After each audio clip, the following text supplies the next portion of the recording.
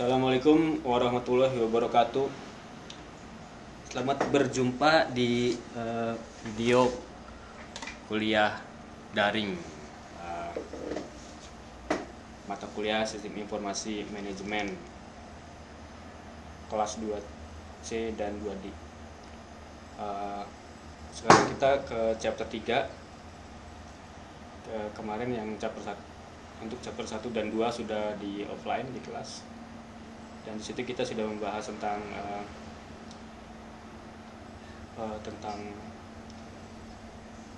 perlunya mempelajari manajemen sistem informasi manajemen, dan juga cakupannya apa saja, dan apa konsep-konsep apa sih yang dimaksud dengan sistem informasi manajemen secara konsep. Dan sekarang bab 3 kita akan membahas tentang hubungan antara sistem informasi manajemen, tentang sistem informasi organisasi dan strategi. Kedudukannya masing-masing konsep tersebut. Baiklah, beberapa hal yang perlu sebelum saya lanjutkan. Saya ingin saudara pahami bahwa saya punya beberapa hal yang mesti diperhatikan, yang menjadi poin penting dalam pembelajaran di video ini.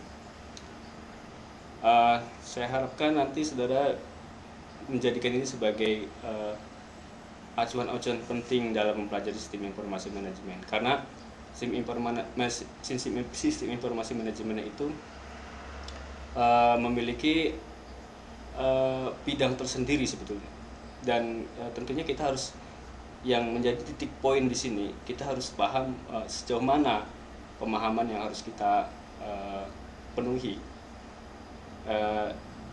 Walaupun di bagian kompetensi saya sudah paparkan itu, tapi tetap di sini saya harus memberikan gambaran sejauh mana pemahaman kita, karena sistem informasi manajemen itu dalam era sekarang itu sangat praktikal dan kompleks. Jadi menyentuh di berbagai aspek kehidupan kita, dan bisa sangat detail dan sangat luas. Jadi saya tidak ingin saudara nanti akan bingung ketika ingin memahami lebih lanjut. Anda tidak ketemu karena terlalu luas, dan bisa juga terlalu rumit, dan ketika saudara mempelajari secara rinci. Contohnya sekarang, dalam situasi sekarang ini, kita sangat bergantung sekali dengan sistem teknologi informasi, ya, merupakan bagian dari sistem informasi manajemen. Baiklah, jadi apa saja ya? Pertama, ya, jadi yang mesti perhatikan bahwa mata kuliah ini praktikal dan rumit, ya, dan luas.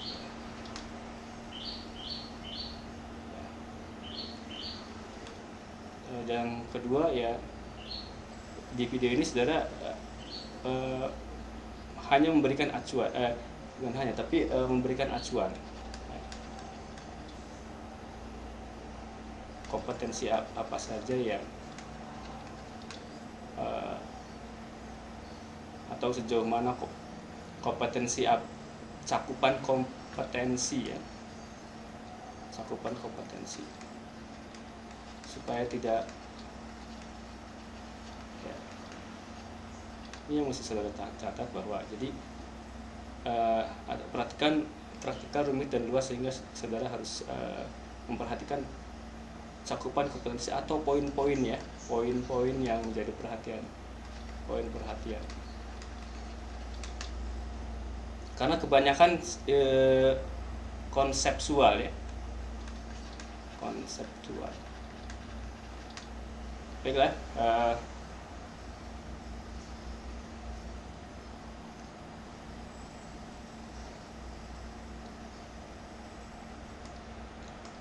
Saya langsung saja di sini akan membahas pertama kita tujuan ya, tujuan pembelajaran ya. Pertama kita akan membahas fitur penting dari organisasi ya. Fitur penting organisasi. Fitur penting organisasi ya. Fitur penting organisasi dan hubungannya dengan sistem informasi. Jadi nanti kita akan membahas apa saja sih yang fitur yang ada di organisasi yang sangat berkaitan dengan informasi. Kemudian model porter competitive force ya. Daya saing model daya saing porter, daya saing, kekuatan daya saing porter ya. Maksudnya porter itu nama orang ya yang mengajukan ini. Nanti kita akan bahas porter, kekuatan daya saing menurut model porter ya, untuk membangun menggunakan dengan sistem informasi ya.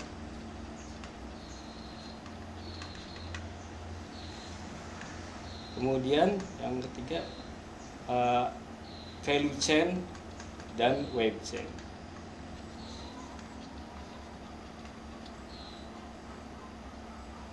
Value chain dan web chain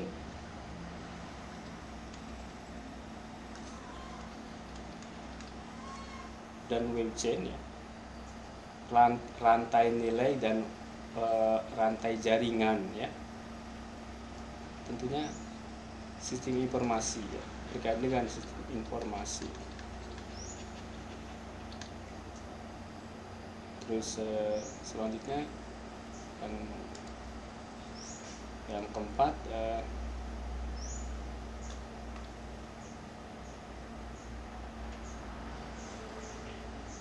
core kompetensi jaringan ya.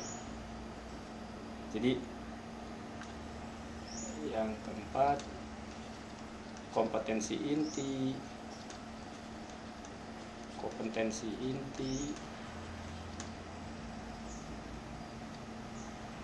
jaringan ya, sinergi. Nah, itu bagaimana hubungannya untuk meraih daya saing dan bagaimana menggunakan sistem informasi ya.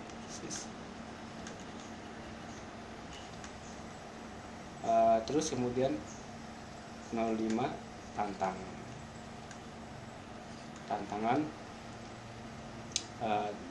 strategik informasi dan solusinya, tantangan dan solusi.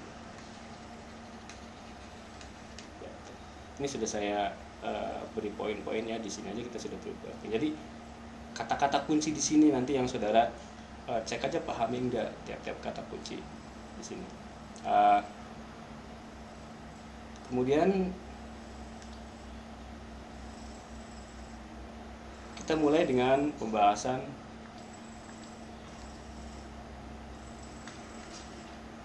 teknologi informasi. Hubungannya antara struktur bisnis antara organisasi. Ya. Di sini di organisasi itu ada struktur, proses bisnis, politik, culture, environment, management, decision. Ya. Ya, langsung saja saya di sini akan saya perlihatkan gambarnya, hubungannya ya. Hubungannya gimana? Hubungannya gini. Hubungannya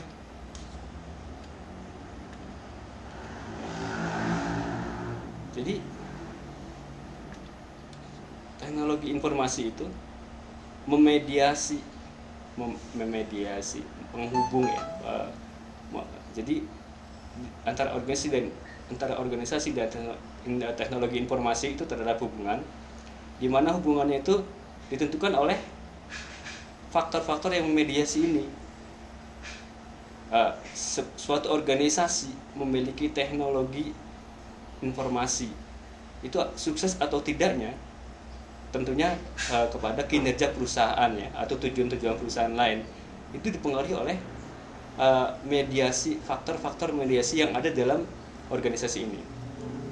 Dipengaruhi oleh lingkungan, dipengaruhi oleh budaya, struktur, atau dimediasi oleh lingkungan, dimediasi oleh budaya, struktur, proses bisnis, politik, dan keputusan manajemen. Begitu juga nanti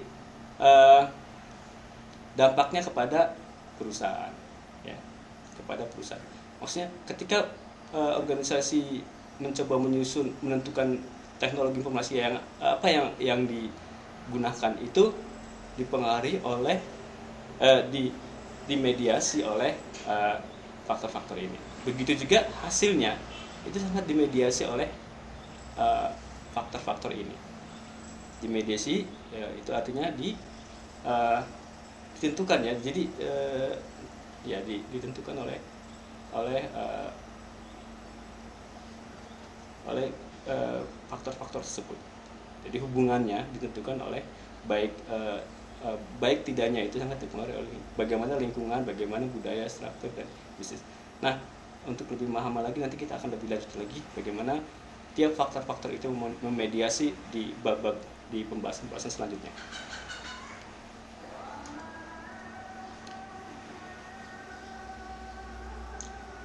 Nah, di sini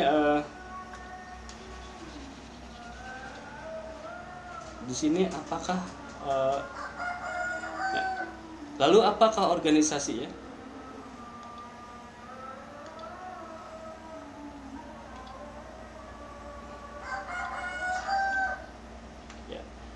Apakah yang dimaksud dengan organisasi? Ini kita sistem informasi manajemen ini berasumsi bahwa kita sudah belajar pengantar manajemen, jadi kita sudah dibahas di pengantar manajemen. Nah, di sini saya hanya sekedar mengingatkan kembali bahwa organisasi itu, bahwa organisasi secara teknis itu adalah terdiri dari struktur secara teknis, struktur formal, kemudian tujuan,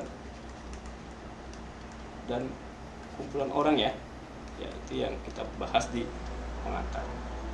Jadi yang dimaksud secara teknis untuk mencapai tujuannya, jadi ada kumpulan orang dengan struktur tertentu untuk mencapai tujuan tertentu. Tentunya itu adalah itu menjadi basic secara teknis disebut organisasi. Jenis organisasi bagaimana tentunya tergantung formalitasnya ya. Kalau sudah melihat berbagai macam bentuk organisasi tergantung dari formalitasnya. Kemudian secara perilaku ya, secara perilaku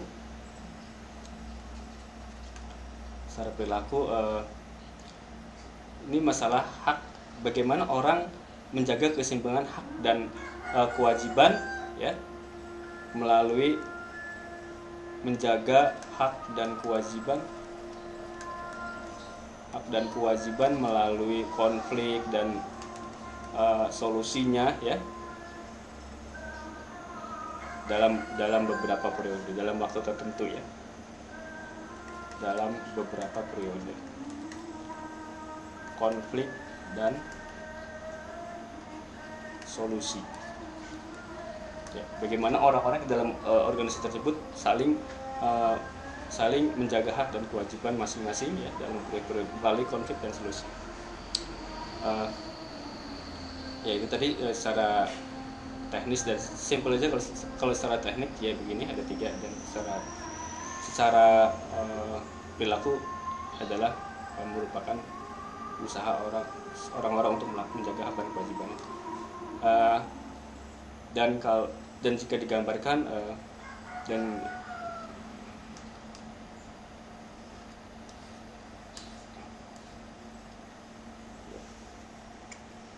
secara teknis mikroekonomik ya, organisasi adalah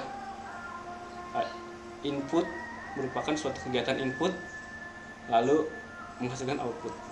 Ini namanya dan ini namanya proses yang disebut proses produksi yang terjadi dalam organisasi. Nah, ini gambar-gambar kotak-kotak ini adalah suatu proses-proses yang ada di organisasi. Ini organisasi artinya dalam pandangan sistem ya. Sistem itu input dan output. Kita sudah bahas di bab 1, ada sistem input. Ada input dan output. Dan pada umumnya organisasi sifatnya terbuka, sistem yang terbuka. Jadi ada input dan output.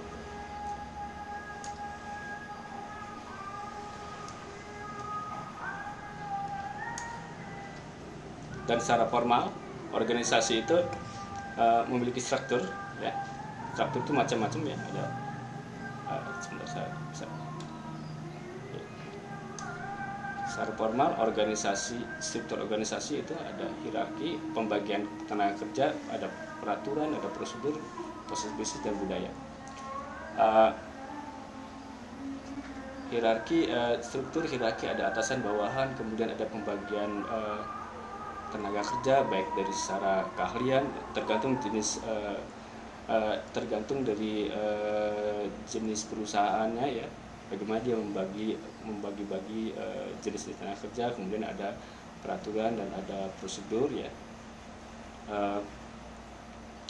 Prosedur itu langkah-langkah, peraturan itu menentukan apa yang harus dilakukan atau tidak. Kemudian ada proses bisnis, nanti kita akan dibahas lebih lanjut, dan ada budaya, itu kan bahasa secara lebih lanjut lagi. Kemudian ada proses ya, ada hak dan kewajiban, ada privilege ya, ada tanggung jawab dan nilai-nilai dan norma dan orang. Nah, ini semua bagian dari organisasi yang saya sebutkan tadi sebagai fitur-fitur yang akan mempengaruhi sistem organisasi, sistem informasi. Dan saudara tentunya harus selalu menyadari bahwa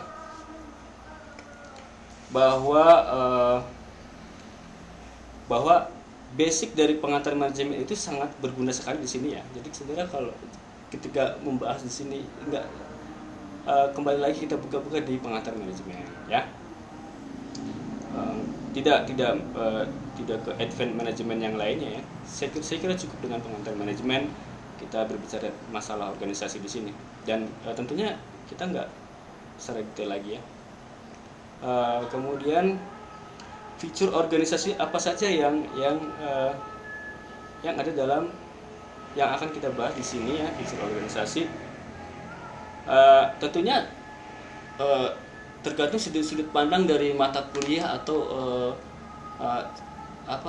disiplin ilmu tertentu ya ketika melihat suatu organisasi. Nah, kita lebih cenderung di sini dari sisi sistem informasi. Dilihat dari fitur-fitur organisasi itu yang berkaitan dengan sistem informasi itu apa saja ya. Di sini yang akan kita bahas adalah rutin ya. Rutin dan bisnis proses. Proses bisnis ya, kemudian politik ya, budaya,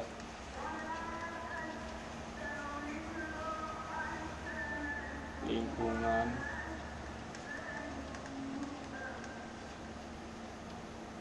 struktur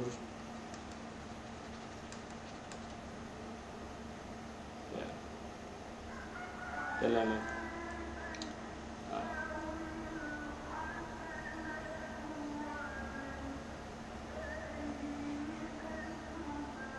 Struktur ya, dan fitur-fitur lain. Nanti kita akan bahas di bab selanjutnya masing-masing apa yang rutin dan sebagainya. Nah, ini rutin ya, yang maksud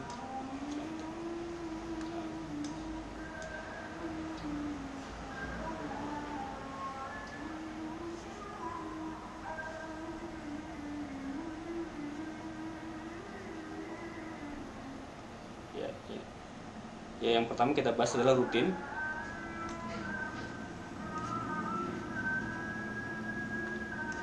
Apa sih yang dimaksud dengan rutin? Rutin itu ya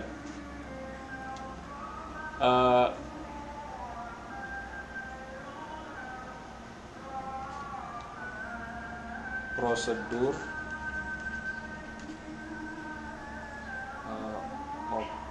standar, prosedur operasi standar ya, prosedur operasi standar, rutin ya, sesuai dengan bahasanya rutin. Jadi kegiatan yang sehari yang sudah kalau yang dimaksud standar apa ya, yang sudah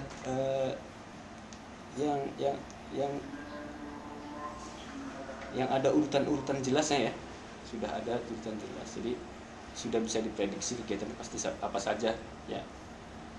Itu rutin. Jadi aturannya rinci, sifatnya rinci dan sesuai harapan. Sesuai harapan itu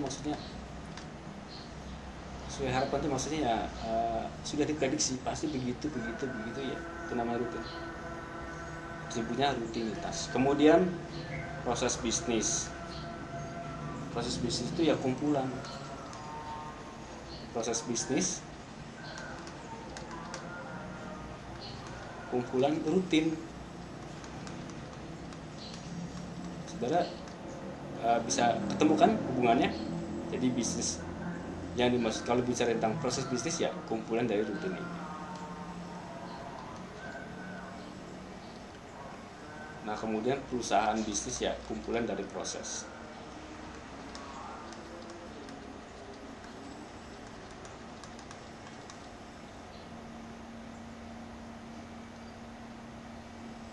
Kumpulan dari proses. Jadi perusahaan itu merupakan kumpulan dari proses. Proses itu merupakan kumpulan dari kegiatan sehari-hari. Nah, yang itu yang akan yang akan diperhatikan oleh sistem informasi. Bagaimana sih rutinitas itu bisa ditangkap, ya, lalu dilaporkan, kemudian secara keseluruhan ya, dari masing-masing rutin dikumpulkan, kemudian dalam suatu perusahaan sistem informasi bagaimana bisa mencakup dari mulai sampai rutin sampai ke secara keseluruhan perusahaan. Ini gambarnya kayak gini ya, gambarnya ini rutin, ini proses ya, perusahaan bisnis. Jadi kalau kita ngomong perusahaan, kalau kita di sudut pandang sistem informasi adalah kumpulan proses. Kenapa mendefinisikan seperti itu ya, karena biar nanti mudah bagaimana mendesain sistem. Kemudian politik, organisasi dan budaya dan lingkungan organisasi.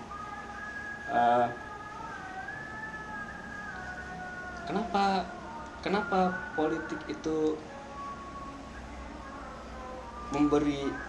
mesti diperhatikan berhubungan dengan sistem informasi? Karena politik itu ya merupakan perbedaan pandangan ya, pandangan ya.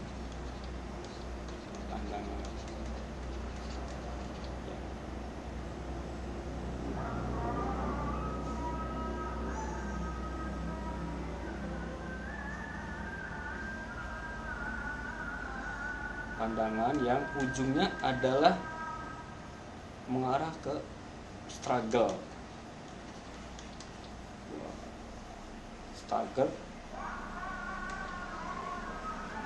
kompetisi dan konflik. Ya, orang akan berjibaku ya kalau kita bahasanya itu ya, akan berkompetisi dan akan ada konflik yang selalu di dalam organisasi itu, ada struggle, perjuangan ya, ada kompetisi dan konflik, sudah pasti di situ. Tentunya ini akan mempengaruhi sistem informasi, rebutan,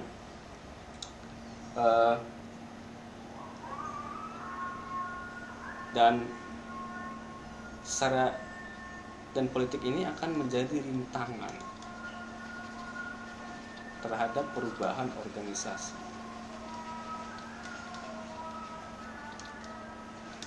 Sistem informasi itu sangat berhubungan erat sekali dengan perubahan ya dalam organisasi. Ini ya, jadi bagaimana politik mempengaruhi karena ada perbedaan pandangan, ada kompetisi dan ada konflik-konflik di situ yang akan menjadi rintangan terhadap berubahnya organisasi, terutama dalam desain sistem ini ya. Kemudian budaya organisasi.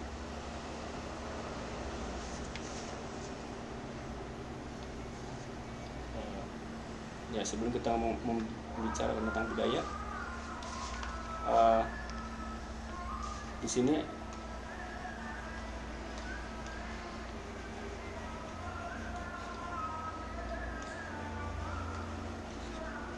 digambarkan peran sistem ini perusahaan. Kayak ini mungkin gambar mata, ini ada retina, ini sistem informasi. Jadi bagaimana cara melihat lingkungan ya, itu dipengaruhi oleh sistem informasi yang digunakan. Oke, ini peran sistem informasi berhubungan dengan lingkungan ya. Peran sistem informasi berhubungan dengan lingkungan.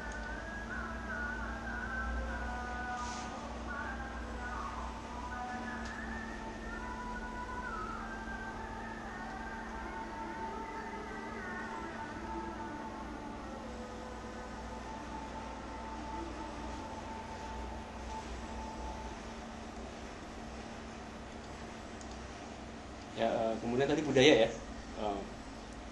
budaya organisasi ya. Kalau budaya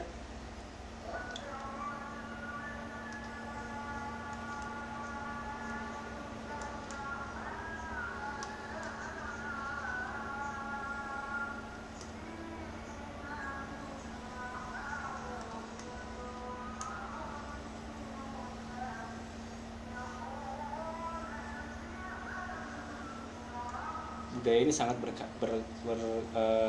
sangat berhubungan dengan asumsi. Budaya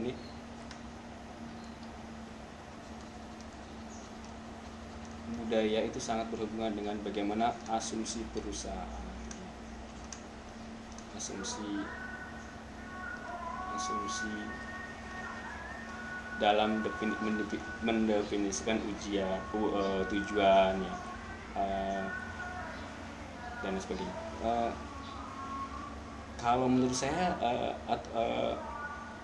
budaya itu ya karakteristik suatu organisasi. Kalau misalnya orang punya karakter ya, kepribadian. Kalau orang pribadi, kalau organisasi punya kepribadian, namanya budaya ya, gitu. Jadi bagaimana perusahaan itu memandang tujuannya gitu. Misalnya disiplin, bagaimana dalam perusahaan, kualitas. Tentunya budaya organisasi di misalnya sphere ekstrim ya, seperti perusahaan Indonesia dalam memandang kualitas dengan perusahaan di Jepang dalam memandang kualitas itu kan beda, dan itu sangat dipengaruhi oleh budaya. Ini asumsinya gitu ya. Kemudian lingkungan ya, tadi lingkungan sudah ada gambarnya di situ. Dan lingkungan itu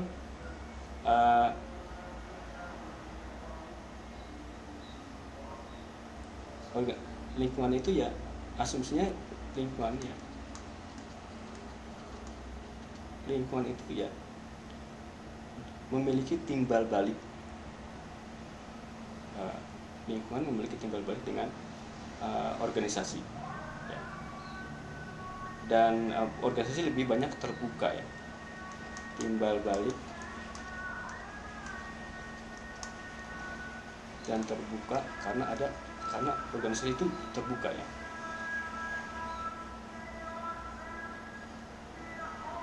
Dan ini yang perlu diperhatikan, bahwa lingkungan itu berubahnya lebih cepat.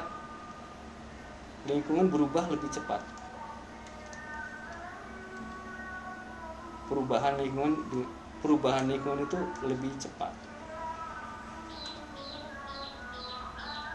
Perubahan lingkungan cepat ya.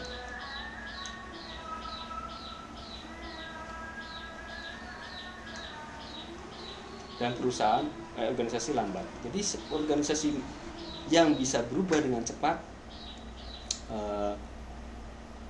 maka dia akan bisa eksis atau bisa bertahan, beradaptasi dengan lingkungannya. Intinya gitu ya, bisa beradaptasi dengan lingkungannya. Jadi perubahan itu sangat mempengaruhi sistem informasi. Nah seperti tadi ya gambarnya gitu ya. Nah, ini lingkungan tadi ya. Jadi kalau di sini jelas sekali perannya, karena lingkungan itu berubah dengan cepat, maka kalau jika sistem informasi kurang memadai, tidak mampu melihat perubahan-perubahan dalam lingkungan, ya maka perusahaan akan tertinggal ya, akan tertinggal dan mati. Itu peran pentingnya begitu.